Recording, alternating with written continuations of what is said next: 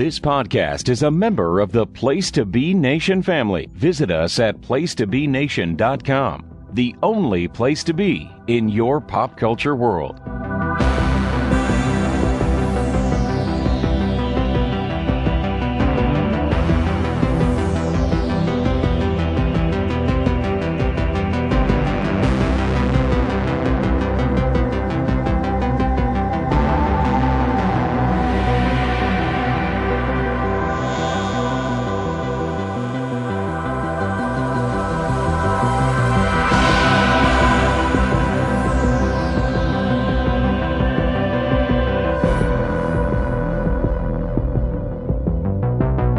Hello, listeners, and welcome to episode number 46 of the Glenn Butler Podcast Hour Spectacular. I am Glenn Butler, and it is the summertime fun time Stranger Things episode.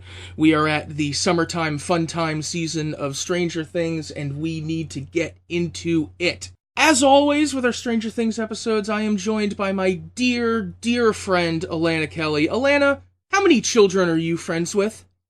How many children am I friends with? That's great. I'm at least friends with my own children. I have 2. That's very, very important. I'm happy for you. Yeah, I would say that we're friends. I'm friends with at least one child that I know through church, but I think that's about it. Yeah, Steve definitely has an abnormally high number of child friends. They really leaned into that. Just so the listeners know, we are going to be skipping our traditional non-spoiler section. The whole season is up on Netflix, and you've had a little while to watch it. We had enough time for us to watch it, at least. So we are going to go right into talking about the entire season. Alanna, how do you feel about how this season extended the concept of the show? Do you think it did extend the concept, or do you think it kind of kept more to well-tread ground? Oh, yeah. Great question. I think it is not really adding that many new elements or new sources of tension. They are offering some different narratives, like the whole, like, it's the Russians part is new, but they're still talking about the same essential problem, which is that there's a sentient creature that is coming from an alternate world and like comes through a gate and terrorizes humans. And in this series 3, the Russians are trying to reopen it after 11 went through so much turmoil to close it at the end of series 2. But yeah, like the fact that the creature is sentient, we already knew about. The fact that it can take people over and possess people, we already knew that. That it takes different forms, that there's like a maximal version of it, and then there's like little deputies of it. We knew that as well. They added some stuff about the mechanism by which the creature grows, which we can get into a little bit more. There's some more detail about it, but still the essentials and mechanics, I think, are the same. And also the structure of it, where they're in different groups that separate and come together and separate in different ways, just narratively. So like that's how they separate the story arcs and like braid them together and take them apart. It definitely feels like another series of Stranger Things. Like they set that up in seasons 1 and 2. So yeah, I think it's basically the same stuff, but in that summer movie kind of way, where like you kind of know what you're going to get and you want to get it. Yeah, so that's where I am at with it. One of the things that I was a little concerned about going into this season was the question of whether they would just straightforwardly redo the formula from the first 2 seasons, because I think it worked for the second season, but you've got to think it would get old eventually, right? Yeah. I think using the Flayed, the people who are like the minions of the Mind Flayer, a little more than just the singular big threat itself throughout the season, I think that really added a little variation and allowed them to do some different things. Still staying within the same mood and a lot of the same characters even, because obviously one of the first things that happened in this season is poor Billy. Poor Billy, yeah. But I liked that use of him. Billy is a real loud and scary antagonist in season 2. real scary, actually. Scared me more than the Mind Flayer, honestly, because I feel like I could meet a Billy in real life, but not necessarily a Mind Flayer. We see Billy again right away in episode 1. He's doing his Billy thing. He's a lifeguard at the pool, and all the mommies really like looking at him and can't wait for his shift to start. And like, he's got sort of that 80s beauty. He's very tan and he has long hair with bleach in it. He always wears like a really nicely fitted pair of pants kind of thing, like peak 80s eye candy kind of situation. And he seems like a young adult. Like he's of age, I think. Like he's, maybe like 19 or 20. Like I think he was a senior in high school in season 2, maybe. Yes. I like to think he's of age because he like one thing that happens to him or that he does in episode 1 is like loudly proposition Mrs. Wheeler. But yeah, poor Billy is on the way to this date and he's actually like charmingly kind of nervous about it. He's practicing what he's going to say to Mrs. Wheeler in a way that I found kind of charming against my will because I still was pretty anti-Billy from series 2. But yeah, he has the misfortune of having a car accident near the locus of the Mind Flayer trying to reassemble a body. And he gets into trouble right away and becomes a category of person that is called the flayed in this series. I think him like practicing what he was going to say to Mrs. Wheeler like, on the way to meeting her, I think that was a little bit of an effort to try to emphasize that he's still somewhat of a child. I mean, he may be like technically of age and everything, but he's still not exactly the ladies' man that he plays at the pool, Yeah. There are some important ways in which he's still a child, and then he's taken over by the Mind Flayer. So it kind of emphasizes the one respect in which he would be a little more relatable and a little more sympathetic, especially coming off his portrayal in season 2 and the very end of season 2 when we started to get, some sympathy for him before he becomes this avatar of the big bad for this year. And then I also think, looking back on the content of the whole season, that they are foreshadowing a little bit that Billy has some mom stuff. We learned that Billy was very close to his mom, and he seems to have lost his mom, although they don't fully articulate it. And he's left with the father character that we met in season 2 and who we hear from very briefly in this season, who's very hostile and abusive, verbally abusive at least, and also physically abusive, actually. We did see that in season 2. And that child, Billy, loved his mom, wanted her back, and maybe that's why he looks to older women and like why it was actually charged for him. Like it wasn't just a conquest thing. Like he seemed to have been more emotionally involved than he projects to the mommies. Like the stakes seemed higher for him personally when he's in the car rehearsing, and I think it's because he has some unprocessed mom stuff. Oh yeah, absolutely. And his whole flashback with his mother on the beach and then with his father meeting Maxine and everything really emphasizes the cycle of abuse and the cycle of violence that he's stuck into, that we saw a little bit in season 2, and which is really used through his flaying as sort of a metaphor for the Mind Flayer and in general the Upside Down kind of continually encroaching on the world of the show. Due to the nature of television production, it is cyclical, and it's something that everyone has to be constantly on the lookout for and constantly vigilant about. In the same way as the cycle of abuse that Billy is stuck in with his father and that he visits on Maxine and that, screws everything up for everyone. Yeah, and makes him maybe a little bit vulnerable. And then that same thing sets the foundation for 11 to try to be able to reach him in spite of his being possessed, which honestly I think was not quite fully earned and was maybe not my favorite story choice. In the finale, she he's about to like basically feed her to the Mind Flayer, and like she puts his hand on him and talks gently about this memory that she was able to see through her superpower that she has, and he's like affected and like sort of a music soothes the savage beast kind of an idea. I appreciated the acting from both of them, but it was not my favorite writing choice. It's kind of the power of love ending, except Sure. Yeah. transplanted That's onto better. someone that he doesn't have a pre-existing relationship with. I mean, it would be if that had been Max, then I think your objection would only be more apt, Hmm. because that would be stereotypical and kind of treacly. Oh, that's true. Although maybe it's more unearned since it's someone that he has no relationship with. Really, it's odd. I think that's exactly it. Like, why does she have the info? We know that. We saw why she has it. But, like, why did it work like that? Unclear. And, like, I'm trying to recall. I feel like Joyce attempted to call Will back in a similar way, and it failed, actually. They were only able to excise the Mind Flayer from Will with heat and, like, torture and, like, not this emotional thing. So I feel like they sort of changed direction there. It wasn't quite right. But I only did see the content of Series 3 once, and it was, or sorry, Series 2 once, and it was last year. I'm pretty sure, like, I'm pretty sure that that sort of gentle calling did not work with Will. So it's kind of like, why does it suddenly work with Billy? That doesn't necessarily connect for me.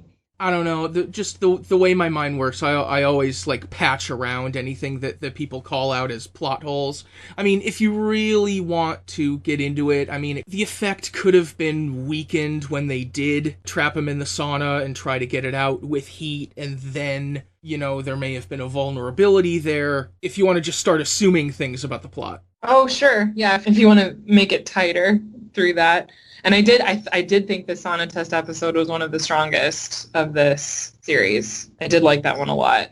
Oh yeah, totally. One of the things that Stranger Things really does very well, and one of the things that it leans on because of that, is the kids plotting against people that they don't have power over, because they don't have power over anyone other than each other in some ways sometimes, and can't physically overpower, but by cleverness and by surprise, they always have these schemes, and sometimes by relying on Eleven's superpowers. Yeah. I suppose she actually does have power over people at times. Shall we get into 11, actually, our dear sci-fi daughter? Yes, would love to. Yeah, so I still really appreciate the performance from Millie Bobby Brown. She's really great. It's interesting. I like what she's doing with her ability to speak because she still sounds a little bit stilted. Vocabulary is still a little bit limited because she's trying to catch up from being essentially mute for 10 years or so. But I do see how, like, we continue to see her brilliant brain because she's, like, made so much progress so quickly. But still it's there that she's ever so slightly different, even when her powers are not on display. I wasn't so in, there's many hetero pairings that are in this show, and probably too many, and I don't feel a lot of chemistry between her and Mike. I felt it more when they were not trying to be boyfriend and girlfriend. Maybe that's just the power of UST. I don't know. But, like, Mike trying to be a boyfriend was pretty awkward, and that forced some awkwardness out of her, too. But I did really like the arc where she and Max were able to be friends. They did take pains to turn it, because, like, there's a moment when we meet, and I think when Max shows up in this series, she like loses control of her skateboard and 11 catches it, and there's like this one tense moment because when we saw them in series 2, 11 was projecting hostility toward Max for being so close to the boys. Oh my god, I forgot about that. I'm sorry, okay. Yeah, and it was very forced in series 2, and my least favorite element, I think, because I was trying to make a love triangle where there wasn't one. And I'm glad they chose to pivot away from that and do something else, because they actually are wonderful friends. Like, I love seeing their friendship on screen, even though they're not really passing the Bechdel test because they spend so much time talking about boys. But, like, I was thinking about that. I loved their little like gal pal subplot, mm-hmm. and I was thinking around the time that they went to the mall and did the whole fashion montage. Is this the first time that the show is going to pass the Bechdel test? Because previously the only women in the show were 11 and people's mothers. Joyce, obviously, and I thought maybe was there something with Joyce and 11 in season 1 that might have technically done it. But it's not a particular skill that the show has. No, it's not. Although I did appreciate that many of the new characters are women. Yes. Plenty were dudes too, but, like, there are more women to talk about now. But I also wasn't as mad because girls of that age do in fact talk about boys. That's hashtag confirmed. I was of that age, and that was what we wanted to talk about pretty much nonstop. And then like, why are Max and Lucas a couple? Like, they're not though. Like, that was a weird afterthought that was unnecessary. What other things I liked about 11? Oh, I did like her wardrobe choices because they're wonderfully 80s. Oh my God, yes. She got her look so right. Yeah, and like she has this half ponytail with a scrunchie, which is a look that I myself wore at that age, except that it was like 93 instead of 85, but like same flavor. And then I love that outfit that they chose together. In the finale, there's this extremely tense moment in the fight with the Flayer where the Flayer knocks down a mannequin that's wearing the outfit, and for a half second it seems like he has struck her. That was awesome, and that was set up by the outfit, which I liked that moment. And yeah, so the other thing going on with 11, the main thing is her relationship with Hopper, and I like seeing Hopper settled back into being a father, although just as a human being in 2019, I'm kind of over the hyper-protective paternalism guarding the daughter's sexuality thing. I kind of wish that he was more advanced, but then like the other argument there is that it's set in 1985, so sure. And they do act the shit out of their dynamic. Yes, the actors are fine. Oh man, I found Hopper to be entirely too scream shouty. Like, the vast majority of his lines were delivered in the same kind of yell threatening tone, except when he was talking to Joyce. Well, except some scenes where he was talking to Joyce, because sometimes he was yell threatening her too. Talk about Hopper next, but yeah, let's stay on 11. Yes, I agree about the slight awkwardness between 11 and Mike. That might just be an effort to show how kids are awkward, and kids are incredibly awkward. Super awkward. That's true. It's not like 11 and 12-year-old and 13-year-old kids are amazing at being couples. They're not. And like their kissing was also very true to what kissing is like at that age, which I appreciated. You know, really hesitant, obviously novice, like just I appreciated that. It read as sweet, which I think was the point. And then there was a part of me that was very happy for 11 to have the relationship, even though I didn't really enjoy watching it, if that makes any sense. I liked that she had it because she spent so much of her life without any love or affection at all. And now she has two sources. She has Hopper's paternal flavor of love, and she has this sort of crush, excitement relationship with Mike. Both of which let her down at times during the course of the season. You know, when Hopper is too protective and drives her away, as is normal for him in his life.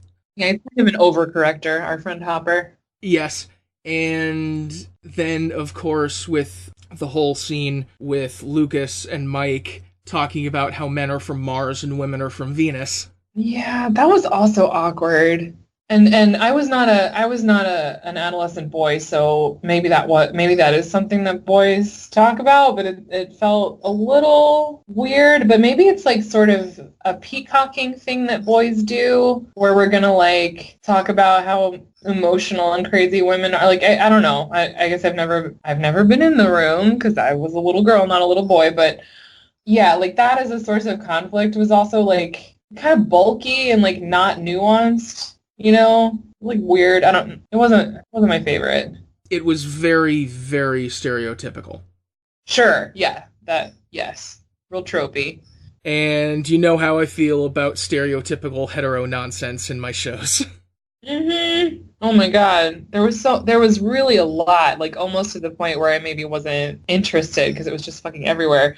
Just to some more thoughts about 11. I like a couple of things that they did toward the end where she has such power, but it actually seems a little bit different. And I like the discussion. There's actually a wonderful moment that was very feminist in nature where Max is letting them all know that 11 is an expert on 11's ability, which is like just an important reflection on what it is to be a person and have autonomy over yourself. Like that was a nice, just brief thing that they touched on. I think it's at episode 6 or episode 7.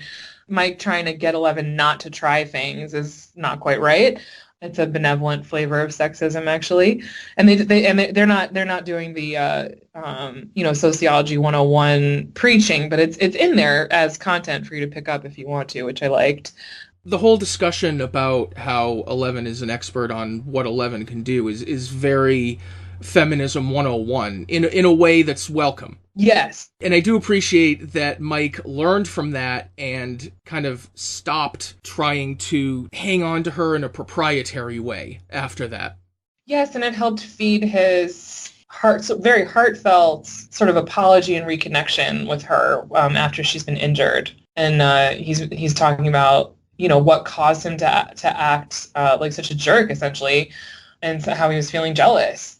And I liked that he did some processing, did some owning of emotions. That's a nice model for boys to see. What do you do when you fuck up in your relationship? How do you become accountable to your partner? That was actually nicely handled. I thought that was one of an aspect of their relationship that I did appreciate. And yeah, kind of connecting to finishing up the arc for 11, I do like the idea that they have explored what it's like when she runs out of power, because she gets the bite, and so she has a piece of the flare in her body briefly, and then it seems like her power is changed, and then she gets very tired from the fight and can't do what she wants, and then later she's trying to generate power after everything is calmed down, and she still actually cannot. So it's kind of like, is she done being super powerful now? Did having the flare in her body kill off her power? It's not clear. It's open season for season 4. Mike tells her it'll come back. I wonder if she's going to grow out of it, if she's going to pubesce out of it. But I like that she was not necessarily panicked about not being able to call the bear off the shelf. She tries to do it and she can't do it, and Mike brings it down for her and she hangs on to it and says thank you. She doesn't seem as distressed about the loss of power as I was expecting. I would have thought that would cause a little bit of an identity crisis or a fear, but she seems to be used to not having it for, at this point, several months, because that part of the story is 3 months after the big fight. I didn't expect it, so I appreciated that. It's very nice acting from her throughout. I think the choice to depower her at the end was interesting, in part because everyone else had to kind of improvise and make do without her powers, and because I had thought that the natural next step for season 4 or at some point would be for 11 to be truly corrupted by one of these entities, and then suddenly they have to find a way to save her, almost like they tried to save Billy. I think that would be a natural next step or eventual step for the show. But I think it's interesting to go in this direction. I think that would probably become more of a crisis for her when the next big crisis hits in the next season. When the next monster comes, or the Russian Demogorgons attack, or whatever. Oh shit, are you just still on cooldown? Yeah, or someone else breaks into the mall and tries to open up the rift again. Oh, Jesus, yeah. Yeah. I mean, if you want to talk about symbolism, the first 2 seasons were rife with the symbolism of this world where everything is the same but also wrong, encroaching on small-town America. Mm. But if you want to slather on some layers of symbolism, okay, you put a mall on top of it, you put the Cold War in it. Yeah, you know what? The it's the Russians thing. I think that took the place, that energy and that anxiety in the story took the place of seeing more visuals of the Upside Down. We don't actually see much of the Upside Down at all. And when Billy is first taken in episode 1, we see him again in the start of episode 2 when he's looking at Bizarro Billy, Doppelganger Billy. And it seems like there's I thought that was the Upside Down, but then we don't come back there. Instead, we see the bodies, but they're clearly in the chemical shed where the flare's gathering its body together. So that's not really the Upside Down. They kind of abandoned the construct of the Upside Down, and I actually really missed it, because I really loved the visual of Bizarro everything. I loved the weird ash / sloughed skin or whatever the floating material is that's in the Upside Down. It's so creepy. They didn't use that angle of the story as much. as they did, especially in season 1. Season 1 is when we had it the most, where the Upside Down was like everywhere and you could fall into it from anywhere. Like they didn't use that stuff. Like they had built that part of the world and then they kind of abandoned it. The only time we see the Upside Down is just the gate, which clearly connects to the Upside Down. Like you can see some of the ash or the snow or whatever it is near the gate. But they kind of left that alone and I missed it. I think they were kind of trading on the sense of dread we have about the Upside Down carried over from the first 2 seasons. Oh, yeah, that's probably true. They were expecting us to have that invested in every scene where they showed the gate. And also a lot more of the creeping horror, the sense that something is wrong in capital letters. Was accomplished much more this season by the whole pod people subplot than the visuals of the Upside Down. So every time they showed like Mrs. Driscoll eating fertilizer or things like that, I think that was carrying a lot more of the load of showing visually how things are not right than outright going back to the Upside Down.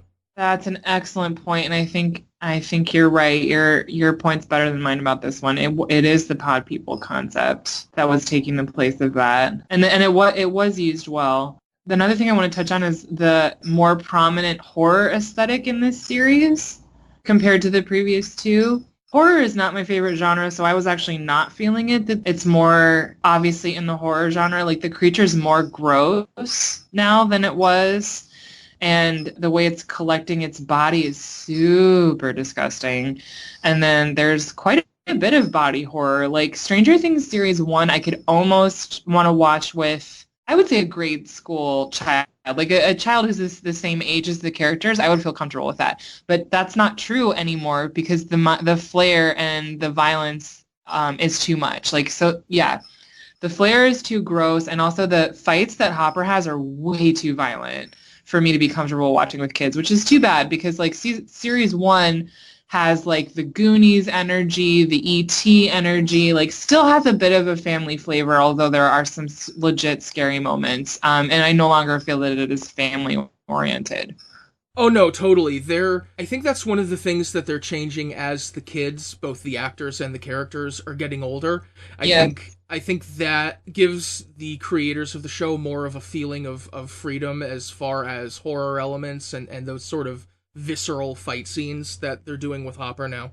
Mm-hmm. I wish that were not so, but I knew it was changing because the way Bob dies at the end of series 2 was very violent and graphic. So I kind of knew that since they went there, it was likely they were going to go there again, and they did. And it's just like certain parts of it are very like just actually gross, like revolting, and some of it is just too much violence. Like the Hopper has a number of very violent fights with this super troped out Russian heavy with the Terminator. Yeah. Yes. He actually, that actor looks a lot like Arnold Schwarzenegger. Like he looks a lot like Terminator era Arnold Schwarzenegger. It's pretty funny actually.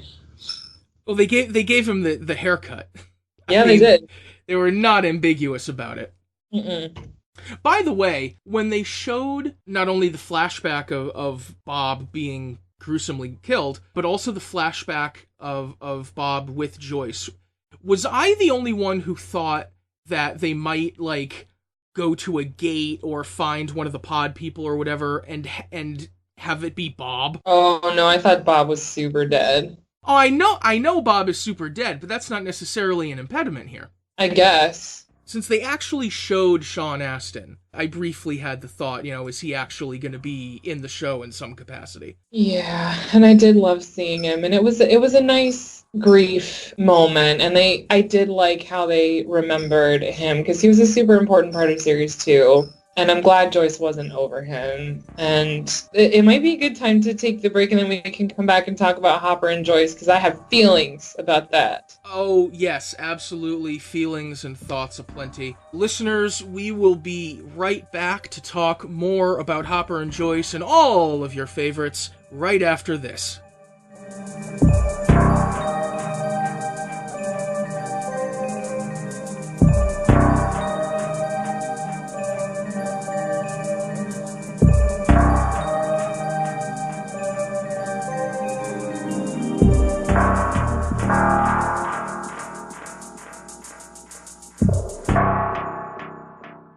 Promotional consideration paid for by the following.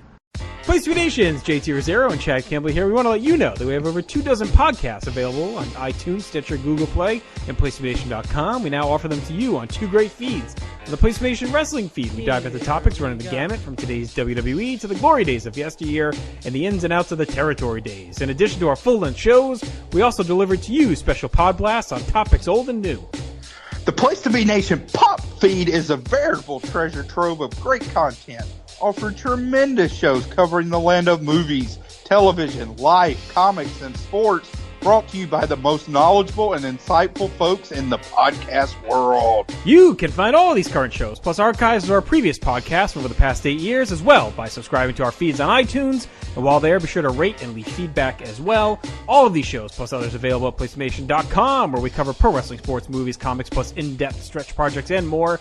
Be sure to support our site by using www.placetobenation.com/Amazon while doing your online shopping. And be sure to join us at our forum at bigelow34.proboards.com for all sorts of wrestling, sports, and pop culture discussion each and every day, where you can make your voice heard.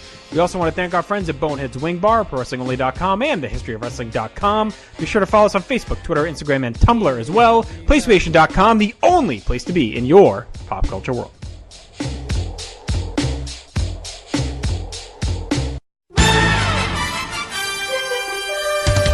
We've always got something new going on the Place to Be Nation podcast feeds. Over at the Place to Be Nation pop feed, the Sarcastic Four continue their look at 1971 with the second of a 3-part episode of Marvel Age.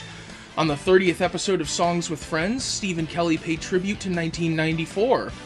The hard-traveling fanboys continue Spider-Man month with their review of the latest MCU film, Spider-Man Far From Home. DC4U continues its celebration of Superman with a look at the classic Alan Moore Kurt Swan story, Whatever Happened to the Man of Tomorrow. Geek and Sassy welcomes Tim Capel to recap Season 2 of Stranger Things. Join Glenn and Scott to run down all the candidates in the coming presidential election in a new spectacular. That's the last episode of this show.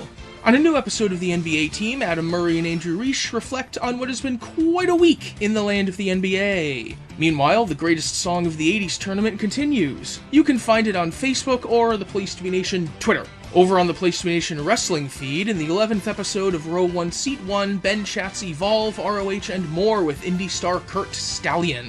On episode number 130 of the main event, Scott, Nate, and Steve are joined by Sheriff Pete Schermacher to talk the G1 Climax, AEW, Impact, Evolve, and much more.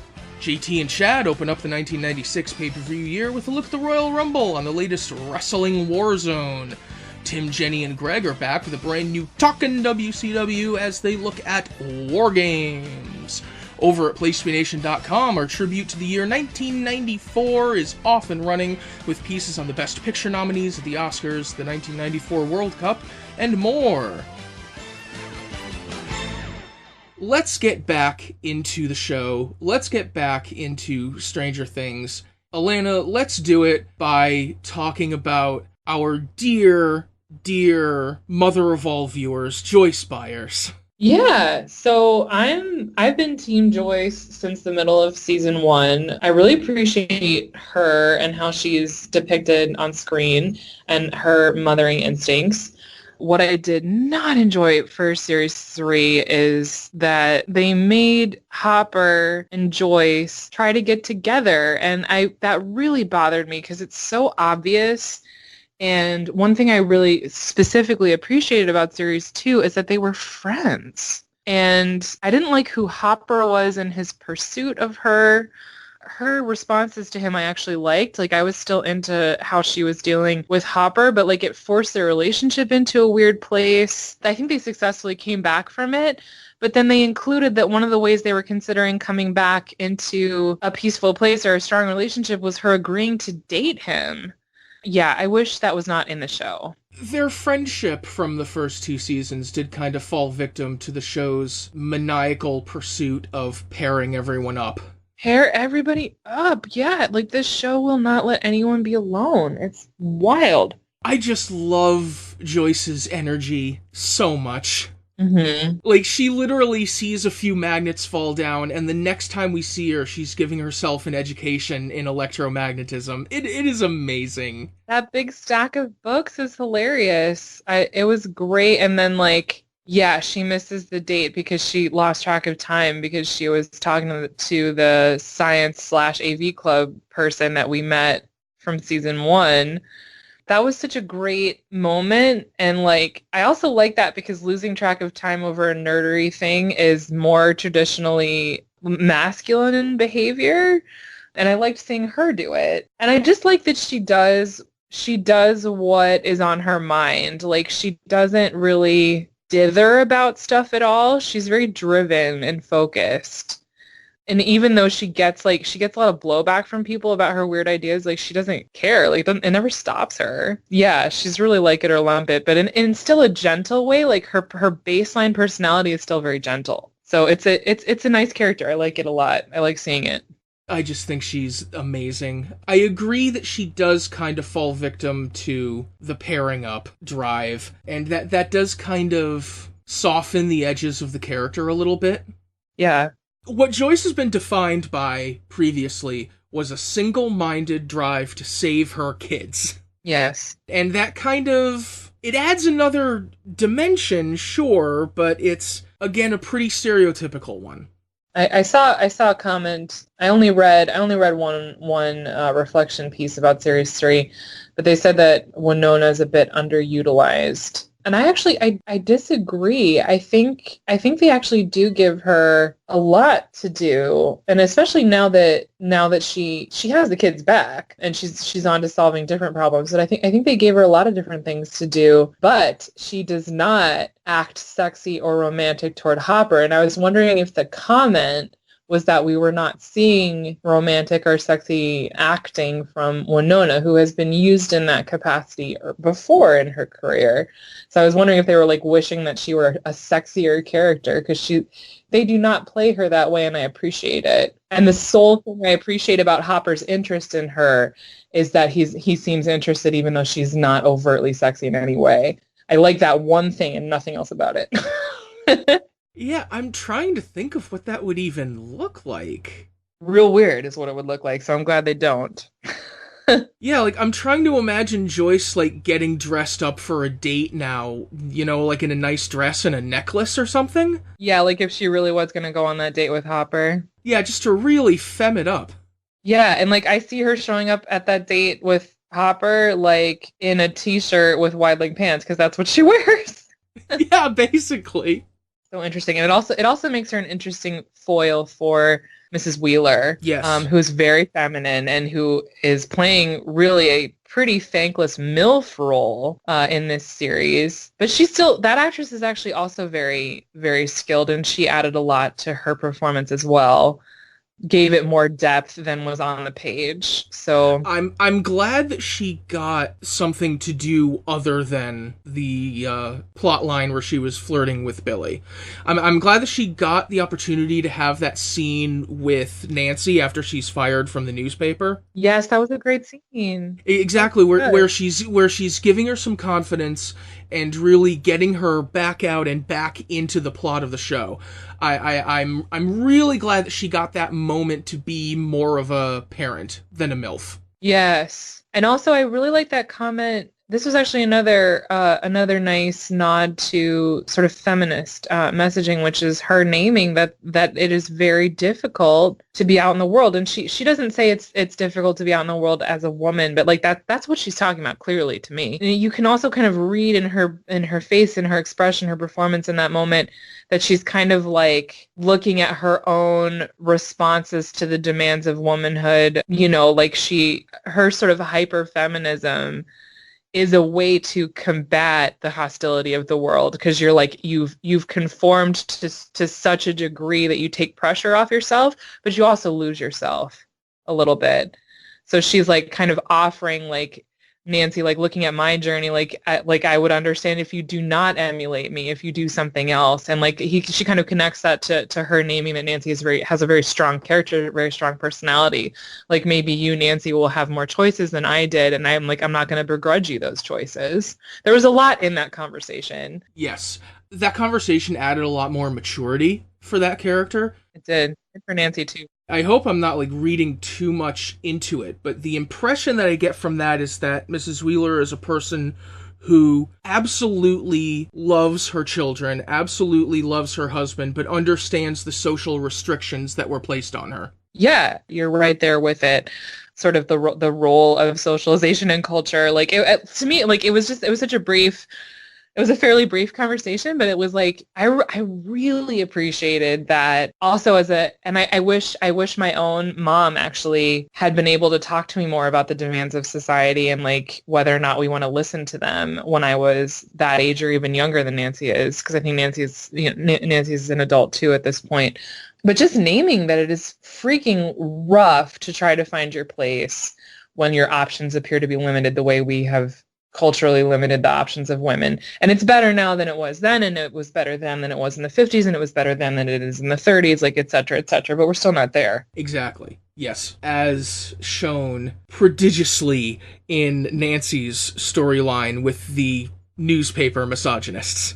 Yeah. One of the things that this show does is present forms of abuse or forms of evil that then get subsumed and absorbed into the monster, whatever that monster is in whatever season of the show. I think it's notable how after the newspaper misogynists are absorbed by the Mind Flayer and become pod people, how the way they behave doesn't really change that much. Right. I think in a way the show is kind of underlining how everyday cruelties and the way that we mistreat people day to day is part of a larger menace, if that makes sense. It does. It's the surface of a deeper thing. Yeah. I was worried in the first 2 episodes that I just wasn't into the writing anymore, but then there were actually good writing moments. But there were more weaker ones too. Like I felt like the writing didn't wreck it, but there were more weaknesses in it, more reliance on tropes, more choices that I thought were too obvious this series than in previous ones. I still think the strongest one was season 1, and I'm apparently backwards from the opinion of the person I was reading last night who thinks that the 3 was the best, like the third season was the best of the 3. I don't agree. But yeah, it's interesting, and it makes it more than only a blockbuster feeling. But part of that is the time, because we have 8 hours and not 2 to discuss these things and situate our characters. Let's go back to Hopper for a second, our dear, dear departed Hopper. Yeah. Like I said a few minutes ago, I kind of feel like he was a little monotone for a lot of this season. And as a result of that, the thing that struck me during his monologue at the end, when Elle is reading the letter that he and Joyce wrote, now Eleven is going to remember Hopper as the guy who wrote that letter and not the guy who spent the whole season screaming at everyone. Which seems a little odd to me. I was okay with it, that the letter part. It didn't seem false to me because like they showed his process of writing it, like he's pacing, and it's like taking him a while to find the right words, and like it can be really hard to get in touch with the truth when you have so much expectation put on you. Like he sort of backed into this new father role, like he had a daughter, lost that daughter, but was putting it all on the line again, taking charge of 11, and then like he could feel he was making some mistakes and stuff. Like it felt genuine that a man, especially a man who needs to be so outwardly masculine as the chief of police, like masculinity is coded as suppression of emotion. So like the idea that he would only be soft like in this like sort of excruciating process of spitting the words out into the letter, that rang true for me. And I also really liked the content of the letter itself. I thought it was pretty strong stuff. But like the rest of Hopper in this series, yeah, I thought there were some weird false notes. I really did not like how forced the jealousy of the AV teacher was. Like that was completely uncalled for. He was quite cruel to Joyce about it for no reason. Like, yes, it's obnoxious to be stood up, but why did she stand him up? Because she was Joyce being Joyce. And she accepted the date, although he did kind of push it down her throat a little bit, honestly. And like she was still grieving Bob. Like it just like him hanging it all on the AV teacher was just, it was so unpleasant to watch. I wanted more or something different than that. It's another thing that's very stereotypical, right? When anyone who knows Joyce Byers should know that when she says she was late for something because she was talking about science, she was actually talking about science. Yes. So there was that sort of story choice to like force a love triangle with the AV teacher. Really, Duffer Brothers? Really? Because that was their fault. I think that was in episode 2, which they wrote. Not into that. Hopper was very violent in this series. Part of it is Terminator being after him, but he was real violent to the mayor as well. Like it was just violent, like lots of injuries, like lots of throwing punches. Like it was just a lot. It too much for me. It might strain credulity a little to have the police chief beat the crap out of the mayor in the middle of the season and then nothing happens to him. Yeah, although it did kind of, it was sort of funny when Joyce was like, well, who are you going to call though? Like, I appreciated that joke when she's like in the outer office with the mayor's secretary. Also, I really like that they cast Carrie Elwes for that role. Carrie Elwes was very good as the biggest creep in town. Yeah, he's so good at being slimy. And I just like that they're like sort of collecting people whose heyday was the 80s to like tease us with. I appreciated that a lot. Because that definitely includes Winona Ryder. It includes Sean Astin. Like, it's just, it feels like an Easter egg a little bit. He was good. And like the storyline with the Russians, like it was what it needed to be. Sorry, I'm bouncing. We were supposed to stay on Hopper. Are we good? Are we good on Hopper? I did see someone point out on Twitter that Hopper was part of this season's most ridiculous sci-fi concept, a cop who doesn't want to break up a protest. Lol. Yeah. It's true. It's true. Yeah, that was a little bit backwards from the way it works now. Oh, and I did like just to sort of pay tribute and pour one out for the character. I really did love that moment when Joyce is trying to do the keys together and they have that shared moment where she is going to go ahead and do it, and she does it in a blazing moment of courage. And I like how we don't actually see Hopper's body disintegrate. We see the disintegration of the other bodies, which then lets us know that Hopper's body would have also disintegrated, and then it's missing. She can't find him. But I kind of liked not seeing it directly. I thought that was a good, non-obvious choice. Yeah, I think it was definitely a good decision to close on Hopper with his sense of resignation. And smile. He fully smiled at her, too. Yes, finally. Yeah, right. It took all fucking season. But yeah, she does scary shit on a regular basis. And her mannerism seems so delicate that she would not actually be strong. But she does strong shit all the time. Love Joyce, as he said. She was willing to pay the cost. And it was a high price for her.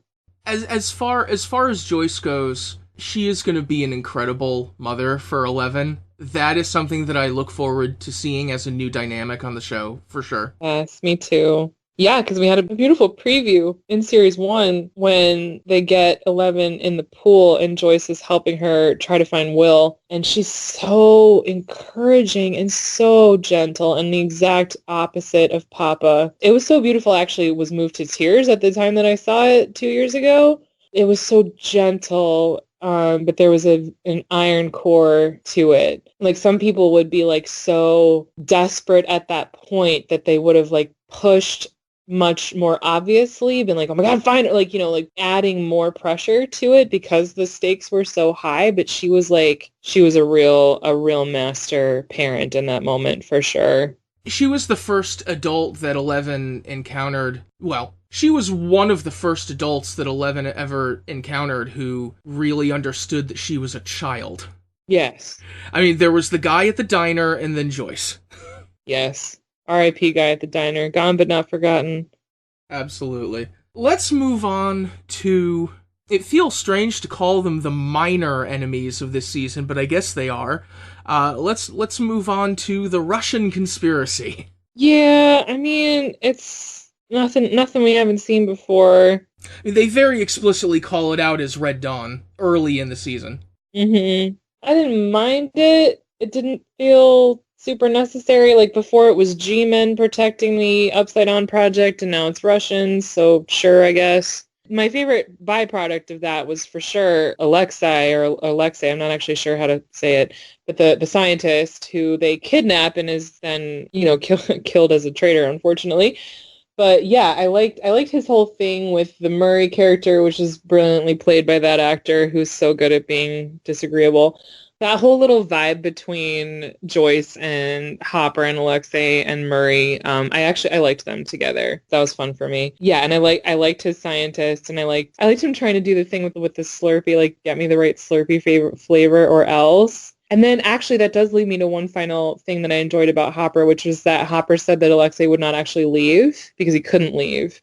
And then it seems like he's wrong, but then actually he's right. I really liked that. That scene was pretty fun because it like threatened to subvert itself about 3 or 4 times. Yeah. And then just played it straight, exactly like as Hopper said. That was deft.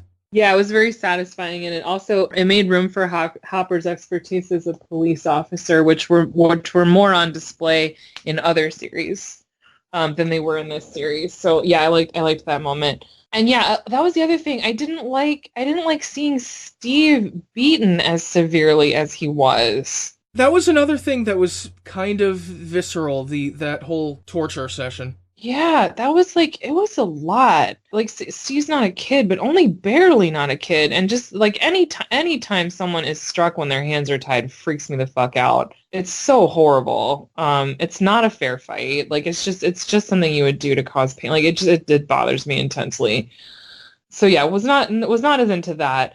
But, and I guess the other thing that I should credit the Russian story for is that it lets us spend time with Lucas's sister, Erica, because her I was deeply into. She was excellent comic relief, and that actress killed it. There must have been so much positive feedback about that character during season 2 to bring her back in such an expanded role this year, and she kills it. Yeah, she's really great. She's really, really funny. I love her moment with Dustin deciding who is a nerd and to what degree. That was beautiful.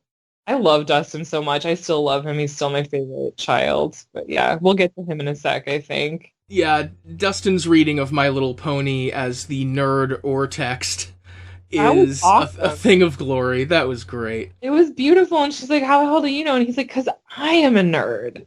Like, yes. Hello. Like, diagnosis by familiarity. Like, it was great.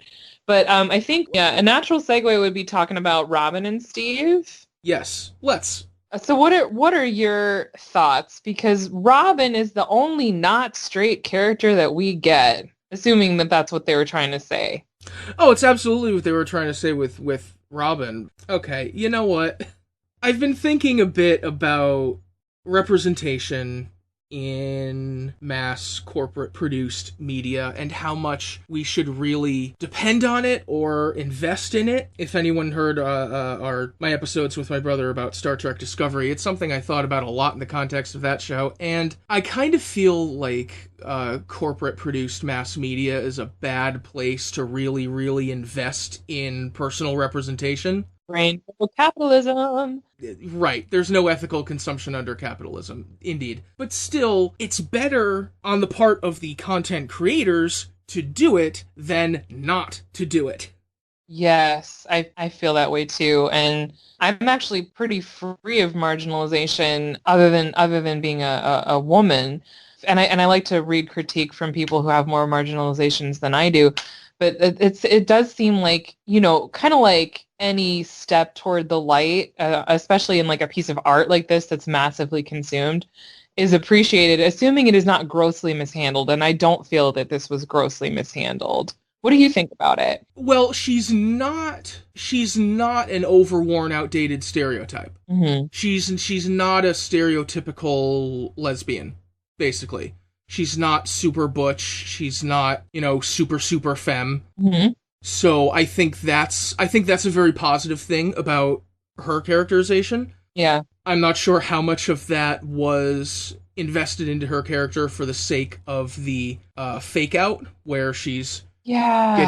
where she looks like she's getting together with Steve, and Steve thinks they're going to get together, and then it's subverted at the last moment. I also wonder if making Robin queer is a reaction to the intense pairing up urges that the show has had leading up to that moment, or if the intense pairing up of seemingly hetero characters was in service of being subverted slightly with Robin. And while we're on this topic, what do you think Will Byers' deal is? Oh, good question. His characterization this season is that he's not being paired up with anyone, and he's lonely, and nobody wants to play his D&D campaign anymore, and Mike and Lucas are acting like that's, too childish for them because they have been paired up with girls, and they very pointedly have the scene where Mike exclaims, it's not my fault you don't even like girls, and then the show never goes near that again. Yeah. We have moved on to other things. So I am hopeful about the ambiguity that they left, that they'll either keep it ambiguous or I like that they're doing something other than pairing Will off. Who knows what they'll do with it. But yeah, it was interesting that Will's response to that fight was not to go get a girlfriend because he doesn't want one. And why doesn't he want one? We don't know. And that's fine. There's a way that could turn into like real obvious queer baiting. Yes. So like I'm a little cautious about that, but once again, really beautiful acting from, I think it's Noah Schnapp, I think is his name, the actor who plays Will. Really, really nicely delivered. Because like I think Mike is like, did you really think we were going to do this forever? And Will's like, yeah, like and unapologetically so. Like he's not embarrassed to be into those things. And then I like how they connected that moment to the end when they're deciding what to do with the D&D book, and Will can't imagine having a need for it because he doesn't want to play with people who are not his besties from childhood, which is like, there's something sweet about that. And there's love there. Like he loves his friends. And like, does he capital L love his friends? TBD. I like the idea of him just being a later bloomer. Because like a bunch of people I know who were nerds of that degree in childhood did not become interested in anybody until college. That's a common experience. There are lots of people who can kind of identify with that because it's so ambiguous. Maybe he's gay, maybe he's ace, maybe he's a late bloomer. There are lots of different ways that it could go. Yes, many different ones. It definitely made a nice sort of breather from the relentless heteronormativity, because it was fucking relentless for sure. Yeah, so pivoting back to Robin, sort of connecting to what you were saying before about what is that story point in service of? Like, I also wonder when they decided to do that to the story. Did they know that when they wrote her? Or did they write her as a love interest for Steve and then change their mind? There's two different ways to think about that. There's they decided in episode 7 that this was going to happen and then made it happen. And then there's the other one, which is that they knew from the start, but they also were making her a very complex queer character, and that the most important thing about her is not her queerness. So she's spared being tokenized, even though she's the only queer character in the show. It doesn't feel like tokenization because there's many other interesting things about her humanity besides that she happens to like girls. So I like that depiction where queer people are not like their sexuality is not like floating around on top of their heads as they walk around in the world, right? Like there are other things going on besides who are you attracted to.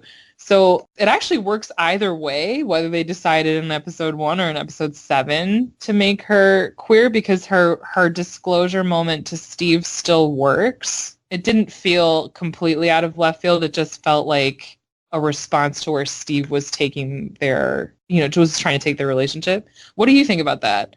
I think it was a perfectly respectable decision to have her sexuality be like pretty much the last thing we learn about her. Yes. Great way to put that. That her characterization is based on the way she relates to Steve, mm-hmm. and the way that, in retrospect, in hindsight, you can see her jealousy of Steve and how that kind of turns into camaraderie. Yeah. By the end of the season. And I think it's just that one decision to go ahead and make her queer that really, really subverts what would have been a bunch of stereotypical bunkum. Yeah. And makes the same things that would have been stereotypical and boring instead kind of shading in her character. I think, in retrospect, that works better than I gave it credit for at the time. Yeah, and one particular thing that I appreciated is that when they're sitting there in their twin bathroom stalls and Steve starts this speech that he makes, he says, "This girl I like is not like other girls." We learn immediately that he's talking about Robin, and she's listening. And as someone who's now pretty ardently feminist, I have learned that "you're not like other girls" is not actually a compliment. It is actually kind of misogynist and kind of like dismissive of femininity and classically feminine things. To be like, "Oh, well, you're not like other silly women. You're different than what women are." So I kind of didn't enjoy that, although it is a very typical compliment that someone would pay at that age. So like teenagers are likely to do this for each other. Like, you're exceptional. You're not like the rest. You're not a conformist. I wasn't mad at Steve personally for that comment, but I did notice it, and I kind of, twicked off of it a little bit. I don't really want to hear that as a compliment for myself or like in general as a compliment offered to women. And you can kind of see her like slightly shifting around, and it's beautifully played by the actress Maya Hawke. But then we circle back around to it where she confirms, "Steve, I am not like other girls," and that's so she can lay the groundwork for saying that she likes a girl. And I note with interest that she doesn't actually ever say "I'm gay" or "I'm queer." She does it by explaining who she likes, which was sort of a more indirect route for that. I like that the "not like other girls" thing actually had, like, he correctly identified that she's not like other girls, but it's for a different reason than he thought. Man, it recontextualizes everything, because you just reminded me of the scene where they're in their bathroom stalls and she asks him, are you still in love with Nancy Wheeler? And in retrospect, obviously, she's not asking him because she's interested in him. She's asking him because she needs to get over a girl. Mm-hmm. Yeah. And personally, I think most every queer person their age and up to my age and later probably, everyone's got a story about a straight person that they had to get over. Yeah. Because it ain't gonna happen and you have to get over it. Yeah. I mean, it hurts when you're that young. Any sort of heartbreak hurts when you're that young, but that's being closeted and all sorts of other factors layering on top of it. That adds some experience to her character as well. Yeah, and pain, and I like it. They gave her a ton to do. She's a very fine actress. I was a little nervous that she is the child of two extremely famous actors, but like she's got it. I was sold. She is? Yeah, she is the daughter of Ethan Hawke and Uma Thurman. Wow, really? Yeah. Wow, okay. See, she's that good. It's not a nepotism thing. No. And I enjoyed understanding her face as being genetically connected to their two faces. But yeah, it's good. And she plays great off of Steve. And that, I think it's time to shower Steve with some compliments, because that actor continues to improve and get better, and they write better stuff for Steve. And Steve time was among my favorite time this series. Oh man, the interplay between Steve and Dustin is always great. The interplay with Steve and Erica was great. Yeah. Steve Harrington won a fight. Yeah, and it, like, some of his stuff reminding me of us of stuff from the 80s on purpose, but like it reminds me of The Breakfast Club, the kids processing their high school roles together, and like Steve reflecting on some of the sort of bullshit that comes with popularity, like kind of helping unpack why he would like not talk to Robin during school, but now they were sort of forced together, and how maybe they could move past that, and it's like this whole other set of rules. And like he would have gotten in trouble with some other friend if he talked to someone who was too unpopular compared to him, and like just shedding light on that bullshit. And it's all very nicely done by the actor, Joe Keery, I think his name is. He gets a lot to do, and he is friends with a lot of children. I do have one question, though, which is I do not remember when Steve and Dustin became so close. Is there a thing going on with them in series 2 that I forgot?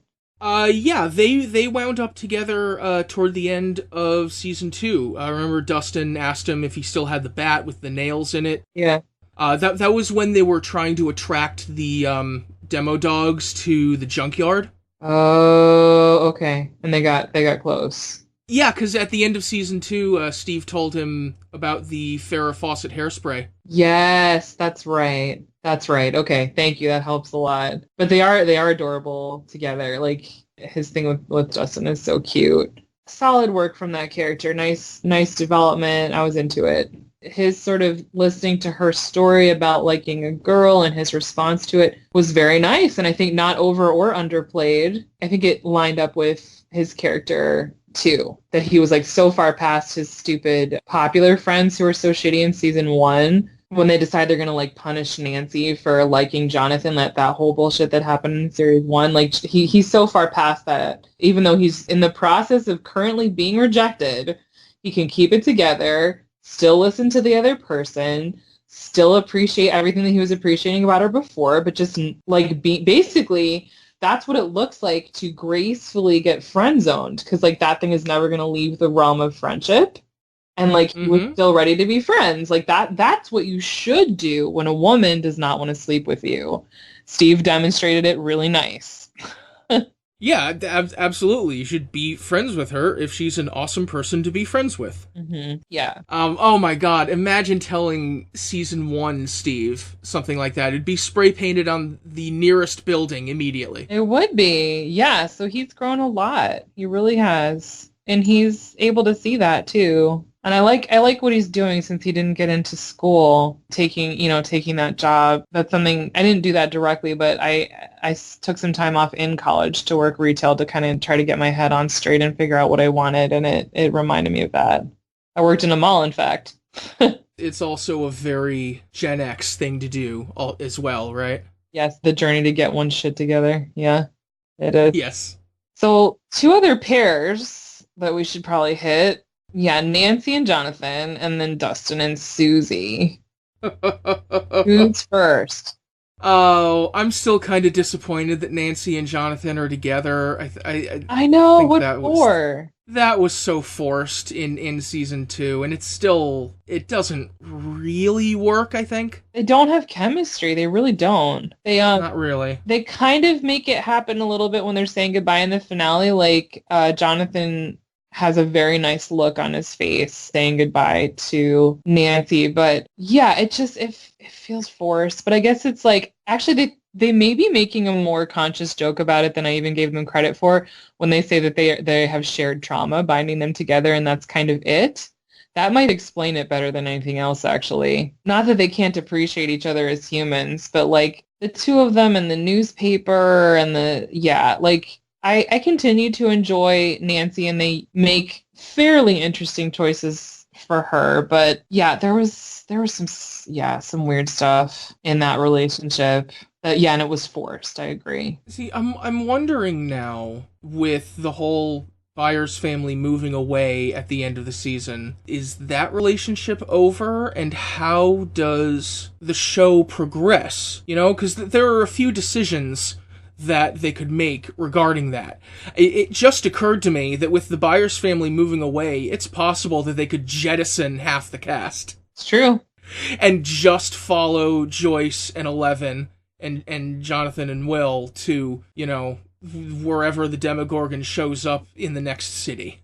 Yeah. Which would be a wild change for the show, but it's possible. Yeah, we've seen shows change venue, like Weeds changes states in season 5 to interesting, maybe not 100% successful effect. I don't know what they'll do with it, and it's interesting to argue about which set of characters is more interesting, because like I would for sure miss Steve and Lucas and Erica, and even Max and Oh God, that's right. What am I talking about? You can't get rid of any of the kids. Yeah, I can't get rid of the kids. Yeah. No. Interesting. So Will keeps clutching his neck. So is there still molecules of Demogorgon in there? Still molecules of Mind Flayer? It seems like there is. So then it's going to be like, we'll see what happens. I think it's notable how much Jonathan felt sidelined this season. He was more of, I think, a supporting character in the Nancy plot. Sure, yeah.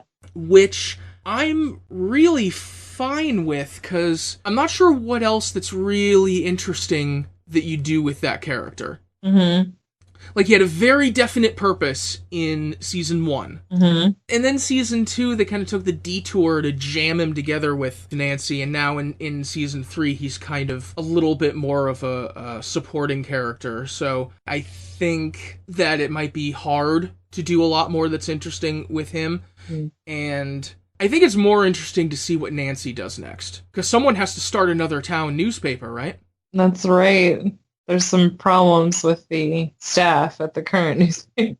Yeah, there are some staffing difficulties after everyone who runs the newspaper got eaten. Yikes. Yeah. Let's talk about our last romantic pairing that you want to shout out there. Dustin and Susie. What do you make of this? Well, I deeply enjoyed that every single thing about that made it seem like my girlfriend is from Canada, fake girlfriend. And then I just so deeply enjoyed that she existed. That was a very pleasant turn. And it's very Dustin. Dustin is so truthful and earnest, but he's also an adolescent boy. And like, I would 100% understand if he had made up a girlfriend, especially when two of his best friends have girlfriends. Like, I would get it and forgive him for it and understand it as, like, part of the navigation of adolescence. But instead, he comes back, and it turns out his loud adoration of Susie has to do with the fact that there is a hugely nerdy girl out there in the world with her ham radio who loves Dustin. And I love it. That was a really well done kind of eucatastrophe toward the end when he finally manages to reach her to get Planck's constant. That was it was very satisfying. It was great. And it's another relationship based on the most important thing, science. Yes. And I just love that, like, of course, that's the type of girl that Dustin would worship. And what's great about Dustin is he is supremely unapologetic about his interests. He's never shy about it at all. So he's going to tell everyone how great his nerd girlfriend is and their shared nerd interests. And it's awesome. And like, he doesn't buy into the idea that nerds should be ashamed of themselves, which happens to many nerds that I've known and loved, that they're embarrassed or ashamed of some of their interests. And Dustin is not. And he loves this very nerdy girl unapologetically. And she's a hot nerdy girl, very nerdy. And I love to see her. Like, and she was just right. Like, she had a cute face. So Dustin describes her as like spectacularly beautiful dream woman. And then like she looks like many sort of dorky girls, including myself, of that age. And it's just perfect that he would think that she's a perfect girl. It's lovely. It really checks out. I hope that they find a way for her to have more of a role going forward, because that dynamic I think would just be great to have in the show.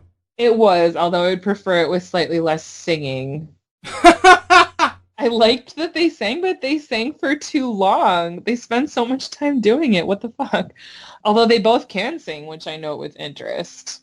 Just one more comment about Dustin is that like the actor has that unusual dental deformity, so Dustin does too, and I just like how they're still making it, like they're just gently normalizing it by like, yeah, I have this thing and that's how I am. Still into it, and he's such a cutie, and he's hilarious. He has great comic timing, so shout out to Galen Matarazzo, I think his name is. Well, as we wrap up, I want to shout out one scene that is rife with symbolism. And that, of course, is the kids using their 4th of July fireworks to attack the monster. Oh, okay. There is just so much there, isn't there? There is, yeah. Like, yes, there's a USA versus Russia tone to it. There's a Shades of Independence Day and other monster movies from the 90s thing in it. And it was a nice visual. It was a fantastic visual. It's probably the closest that the show gets to jingoism, even while it's doing a Cold War plot. Right. Yeah. which I think is interesting because, of course, as elsewhere in the show, all of the evils eventually get wrapped up in the monster. Mm-hmm. And just attacking it with this obvious symbol of America and American celebrations and everything. There's a lot there. There was. Thank you very much, Alanna, for being with me today. Do you want people to contact you, or is there any place you would like to send people on this internet of ours? Yeah, I'm not actively posting on Facebook, but you can find me there. I'm under Alanna Jane. So you can for sure use Messenger to reach me if you want to talk to me about anything that we discussed. But yeah, I'm kind of like not so much with my other social media presences right now. And because I usually am a very active player on Facebook, but I'm kind of on a break. That is entirely fair. I've been on a somewhat of a campaign to make my social media streams less intolerable. Yes. And that mostly means following a lot of cat pages. Mm-hmm. So I'm all about that life. If anyone would like to reach me, I'm on Facebook. I am on Twitter, Tumblr, Instagram under Glenny Bunn. If you would like to see pictures of my cat, you can go find my Instagram, I guess. I also write the Wednesday Walk Around the Web, a weekly link roundup of articles and pages that I find intriguing or informative or funny in some way, and I hope you do too. Find that every Wednesday morning at 9 a.m. sharp at placetobenation.com, and check out other things on the site and on our podcast feed. Thank you again, Alanna, for being here. Thank you, listeners, for being with us. We will see you next time.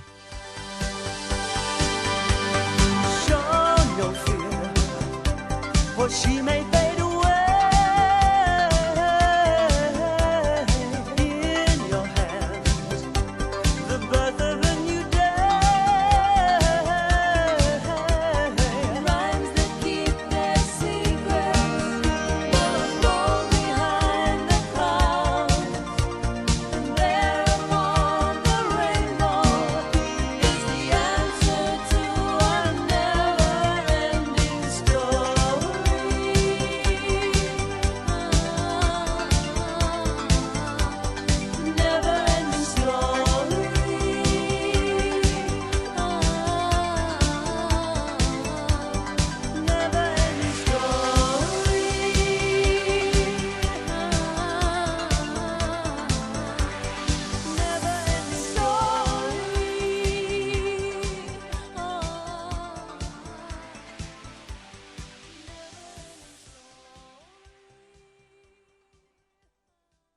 Keep getting stranger.